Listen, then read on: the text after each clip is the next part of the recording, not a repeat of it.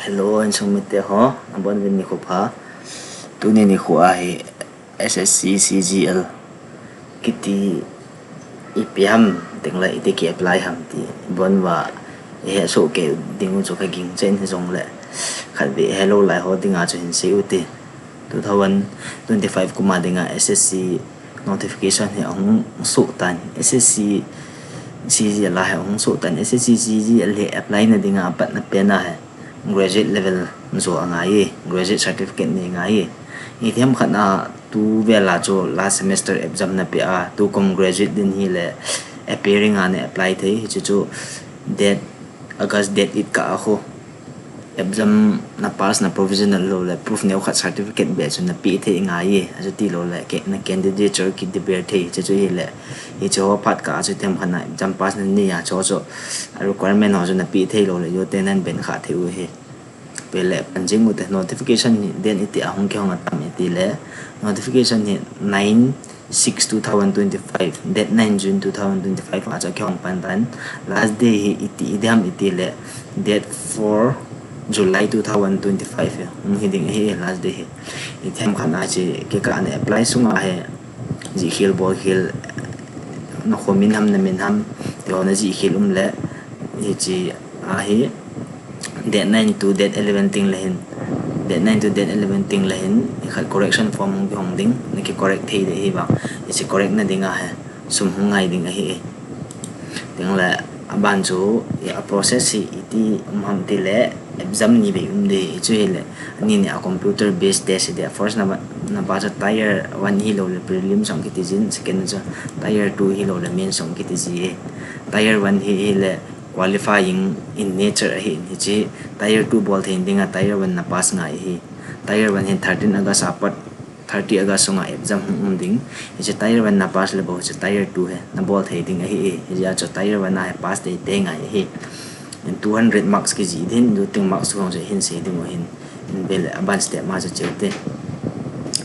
chi post a he post P level 7 na ko na hi panen P level 7 za no hin san dem ti le 44,900 na ko na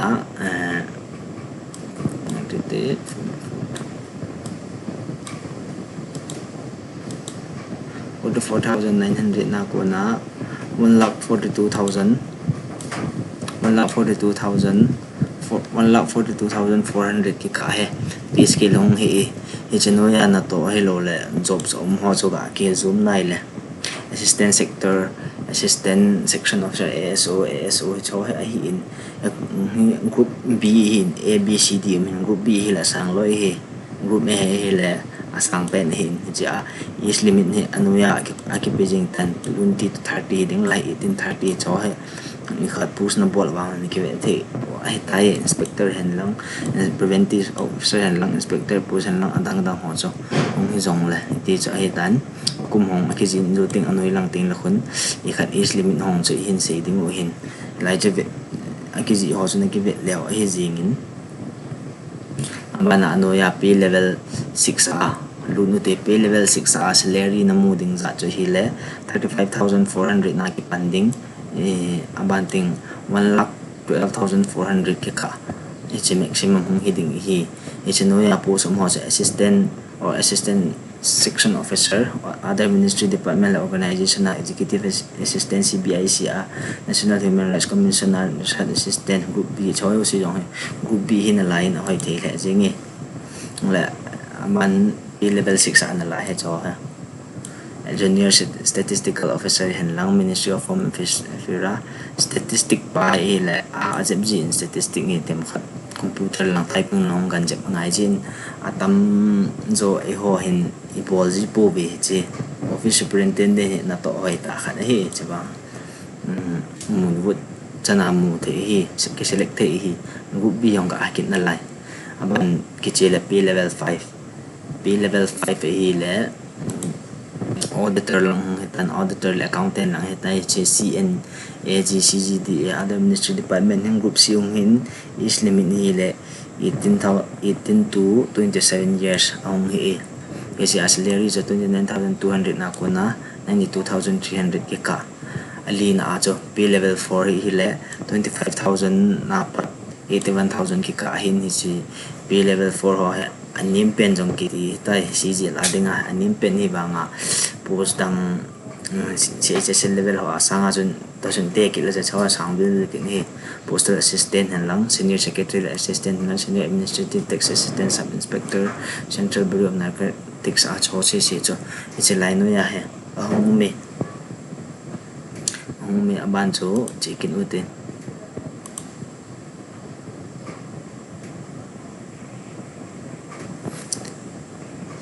the Ministry Department vacancy approximately 14,582 women si adela SSC te a he atamzo he fiction ji pu phadung ju ya khial jing jin tu pen adinga 14,582 he nongkal bedam hong thom bedam ti wangzo ki sei the he icha apply the indinga India citizenship mo hinga hin cho cho e ho cho atamzo qualify ji ta win ji a cho tam sei jong ngai ta pui ding le is limit in si ute icha for the pool is limit 18 to 27 years ho cho ke ka ni hi de ti ho cho hi che la hi kitchen te hin petan date 2/8/1990 masanga na pending sa ting le 1/8/2007 bala na pin thei lo de hi 18 to 27 is limit nei ho chen 20 to 30 ani ho chen che da bang ma chen 2/8/1995 ako na 1/8/2005 ke ka ana pin te te ngai e che relaxation lo la he a che pa 18 to 30 years 30 years 18 to 32 years ho he 2/8/1993 ako na 1 August 2007 ki ka ana pin ngai e che lai is election hum tan SC le ST ho adinga che is election ni 5 years hum umin kum nga hin example a jo kum 27 le 20 30 31 32 kum 32 chan gain apply the he e che is relaxation na he OBC ho he le other what class e tawin 3 years ni win PWD ho hin 10 years ni we bana jo is relaxation dang ho ex serviceman ho ale tam khana service anan kha jam na pension jo ham na hin lev jo ham hi le cho adanga is relaxation 3 years o min hi ban jo chikin uten ex serviceman ni koi ho ati nam jo cho ite banga surf le te banga hai ho bu ki lam ti ho so je lai pisa an ki jin screenshot na ki bol bana ve jing the we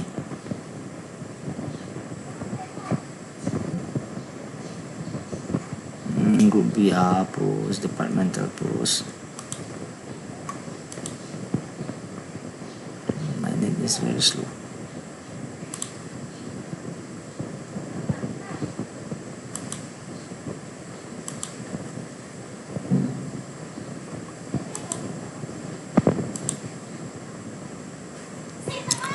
To ahi essential qualification beauty. Junior Statistical Officer job hin apply di le bachelor degree ni hi ngain noting le institute na met sa class 12 level a chu 60% marks met sa na mu te ngai noting le chi na subject ho la statistics out te ding degree level la ding aban cho statistical investigator grade 2 a hin it's also angai cho ho exam jing in bachelor degree in any subject in any one of the subject recognized institute in degree level pa to cha isok en la po sa dang ho adinga ma cho bachelor degree sa na nei la hi jing chin jo ka se jen i khan tham appearing a apply na bol khale central qualification cho 18/2025 ka na poses den angai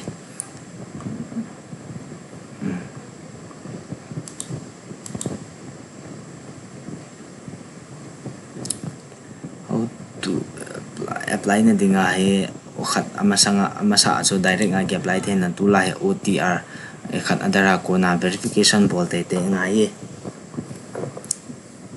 ichi lim kila adho i khat na apply ting le lim na sop ding hilo le lim na upload de ho signature de ho cho hi cho a bol dan process ke se na lim na thin se sa ding good la ding na background hong plain ten de ke ya banga na to lo de ting le camera direct nga na ve de ke banga noi la na ve lo de lim na kila ting le but passport size passport photo kila ji he so ke de ji so item khana na hin bol hil leo ke hum cancel hello le reject the hi o ai gen thei ta apply ya China exam de ko na hong ki reject it jong khon lim mo jong su ipe size jam te 6.0 cm into 2.0 cm size ding wai le hai cho jpg lo le jpg ho hading chi fee payable le rupees 100 ding women st ho hello le ho lang ho awang chu fee chu pi loading ding la si window correction form in item khana window correction form kiti chu na apply na until na ji khilo le na address am na min ham na ji khilo le qualification na ki ji khilo ham cho na correct nom le ji lai phat kyong di hin e chi correct bonding a bang ha sum jen ni hung ngai ding a hi e chi sum na pi thein ho cho online bm upi igp fund pay ki thwa ko na jong ki pe thei debit card ho ko na jong ki pe thei ding a hi ding la hi chi examination center hi chi state ho a hin an dang ho chu na vet jing the in hin la ho a chu manipur ho north east region a chu lai ham ti chu be hote khel dan ta Kerala Chandigarh Dehradun northern region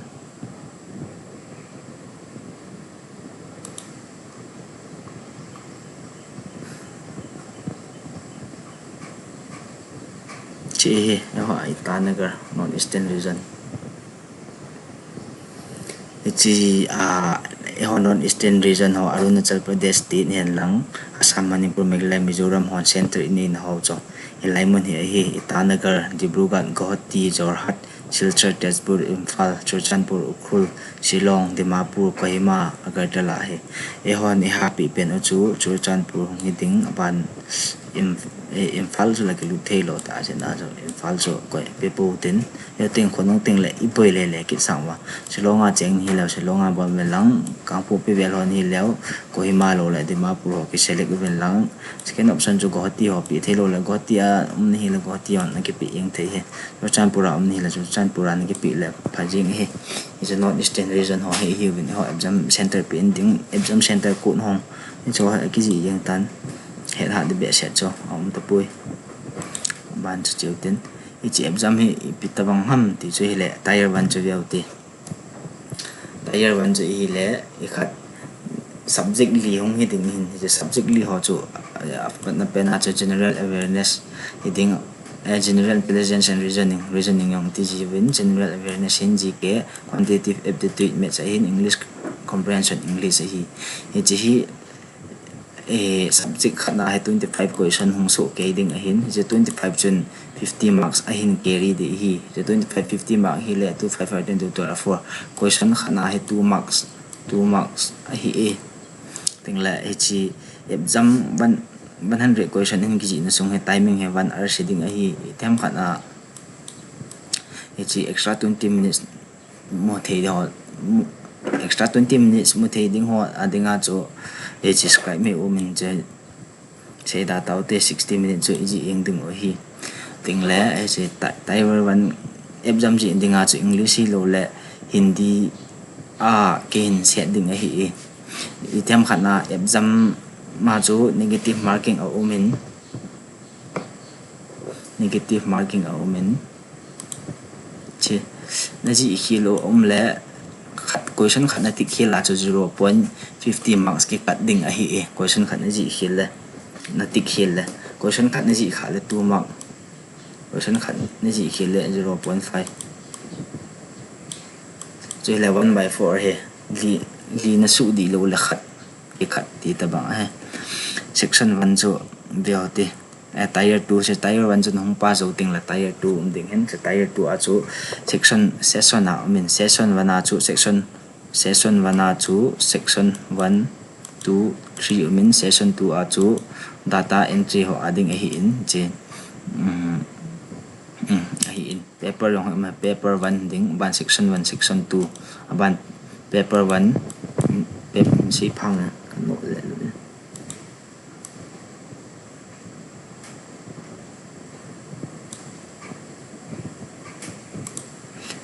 paper 1 paper 2 paper 1 sunga cho session 1 session 2 session 1 sunga cho section 1 section 2 section 3 session 2 a cho section 4 paper 2 hi statistical investigation ham junior ham cho lang panga bu cho hi in cho hi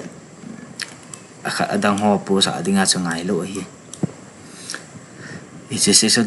section 1 a hi maths le reasoning ki bol di 30 question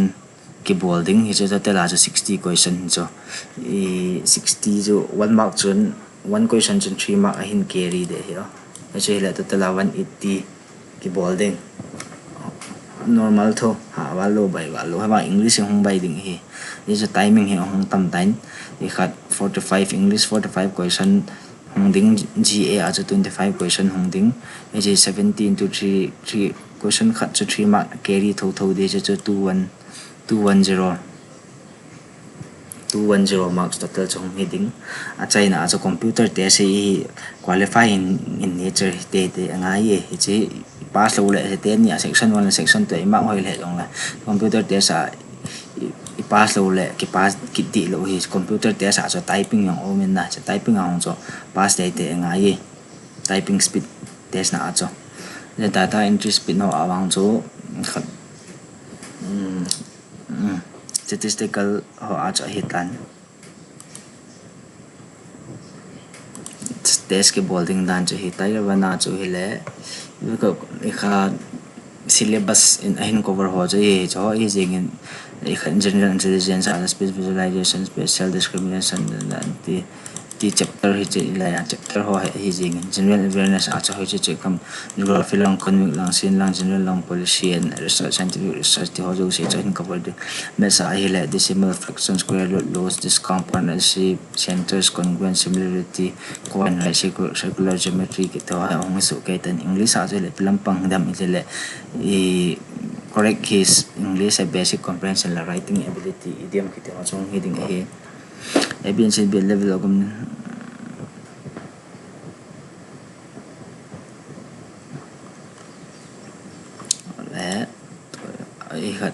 lahi ahin divide ke devina subject so number system so nga whole number decimal fundamental arithmetic advancement yang CG advancement no ngzaw ding hi pa bi vocab so english ang vocab grammar sentence fill in the blank synonym antonym spelling detection sentence active passive voice shuffling of sentence close spaces kito so hung di e go le so isim so ke ding ka ta sanen tin la computer test adinga so ipp ho mai dam tile window operating system ho collection classification presentation ho measurement of the moment so probability theory ho computer so basic nyaw so hindo ding awang ha be se ji pu ewang sim je ngai o ti lo le ki feel the chance li nei other authentication na bol lai to ile che exam ni ting na 2 hours before na chi ani ke su tu mai ti asi wa he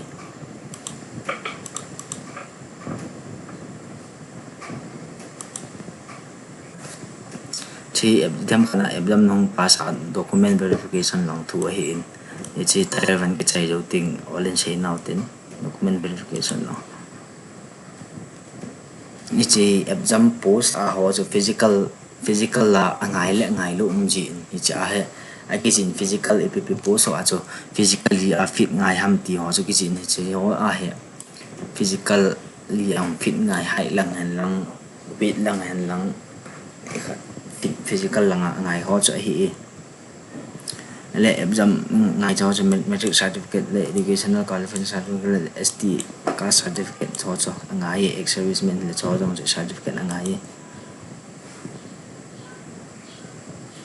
is a mode of selection to qualify mong you are ho adinga jang minimum qualify man 30 ding OBC DBS to other categories also 20 tier 1 mark pa he tier 2 exam ting le kisim lo de he chi pa he second na kisim lo de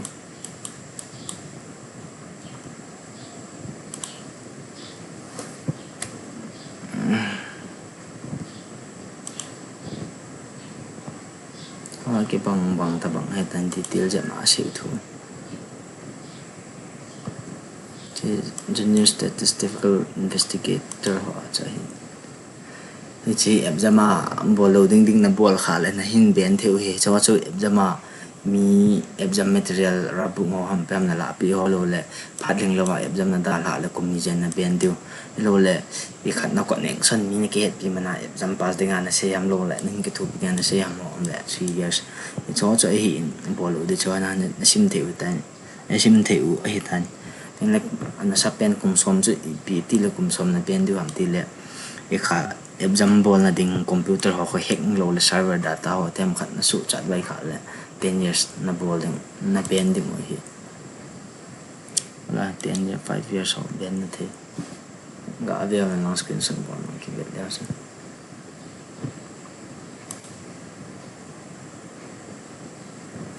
line bol masang wa e khan khat cha na sim nga yo notification khat de be ti lo le ko no te mi na dong ji ye cho e man ki sima le ki chi pen ji ho cho ye ngin na tu pi sa them khan bui ni le ssc ho cho le ho a chu no de reason guwahati hong de dan he ma na kula na ki do ti het thelo mo ani le ho che scribe ho hi tan is relaxation ho na de le che lai ko na relaxation certificate pi pen ho na ki download chile iti apply dan ham register bol dan ham ho cha ong hi tan post khat li de ki na i khan che na fill up zo ting la hi che form na fill up zo ting ti form lim hum de na min ho ni pi pi ho hom ki ji ting a he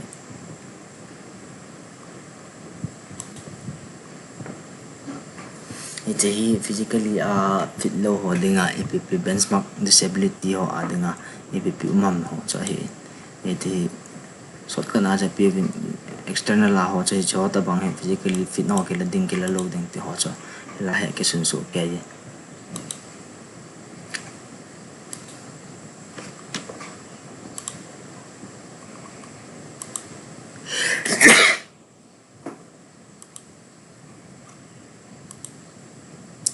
cho hay ở là này cái vết thiểu tao vì hình mấy nghìn screenshot này cái bộ lắm em khả năng is relaxation là sim lại cho form hay này cái đó đừng chơi bám bộ đừng ở làm hoa signature hoặc là lạ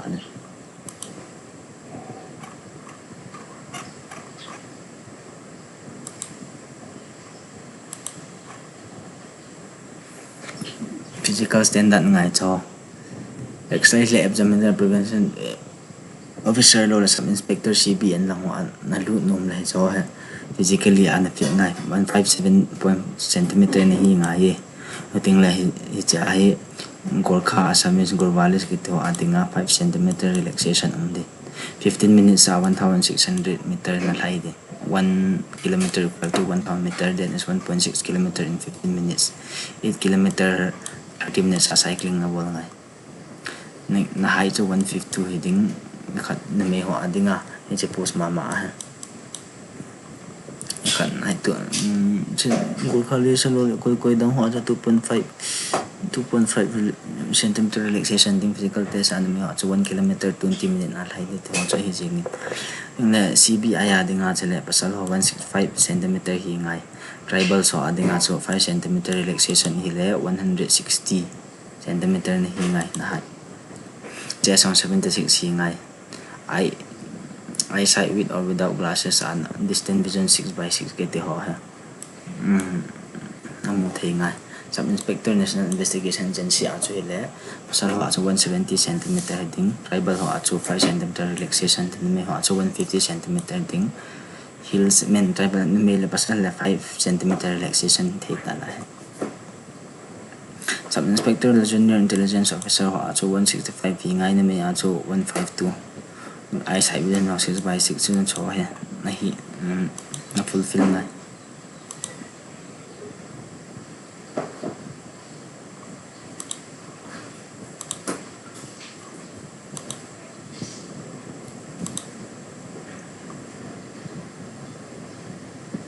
group C po so adinga chu test se na pa le hi jing 1 mile run chu chu na lai zo po le 10 minute a chai pi be set lo minimum a chu region my physical standard of personal a chu hoi estimate la ya region a chu 75 47.15 to 2 cm minimum nim pe hinga ke ri event asan dan chu nim pen 47.5 hinga e to pi be set lo tam zo ki fin ji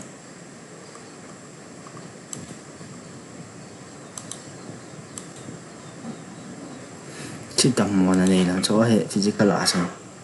anh này đi elimination perfect join so tầm ting congenital malformation loan defect ho này loading then precondition free cho hệ abnormal posture ho này là cái là loading physically à to say cái chỉ ding full and clear amin hỏi ta to lệ thấy ding cho chơi ding chân nặng này loading hay cho ta bằng nặng là temporary rejection ting nặng họ tắm tạo men cho nó xin miệng thể chân nặng họ minor họ vang cho acceptance thốn treatment cho vợ adam thể ting là trái khát tay chân chỗ hay gì nghìn SSCG là item khẩn là cái apply về lòng apply thay lu mong lệ chỉ có phone number có coin chỉ ai để hình text thử hay WhatsApp hoặc call và email lu thích gì về họ bằng step in ball là 7309